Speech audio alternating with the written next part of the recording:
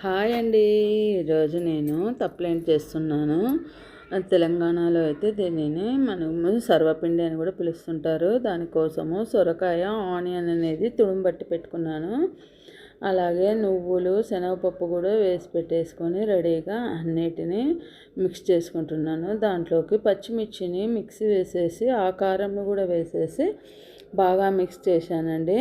బాగా మిక్స్ చేసేసాక మనము బియ్యం పిండిని వేసుకుంటున్నాను. మనం దీంట్లోకి రాగి పిండి వేసుకోవచ్చు, జొన్న పిండి వేసుకోవచ్చు, సొద్దపిండి వేసుకోవచ్చు. హెల్తీ వేస్గా మనం ఎన్నైనా వేసుకోవచ్చు అండి. నేను ఈరోజు అయితే బియ్యం పిండితోటి నేను తప్లెంట్లు అనేది తయారు చేస్తున్నాను. వీటన్నిటిని కలిపి బాగా మిక్స్ చేసేసుకోవాలి. వాటర్ అవసరం లేదండి.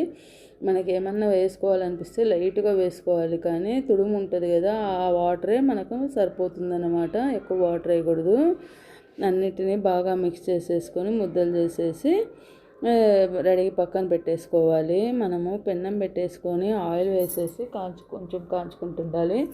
పక్కన ఆయిల్ పేపర్ తీసుకొని దానిని చిన్న చిన్న ముద్దలుగా చేసుకున్న వాటిని ప్రెస్ చేసుకోవచ్చు, చేతితో అయినా ఒత్తుకోవచ్చు. నేనైతే చేతితో ఒత్తుకుంటాను అండి, టేస్ట్ బాగుంటుంది అనేసి.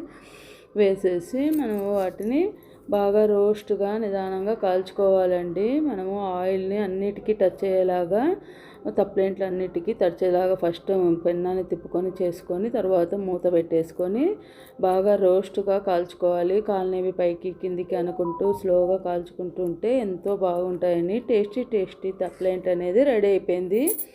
సర్వపిండి అనేది కూడా ఉంటుంది. పెరుగద్దుకొని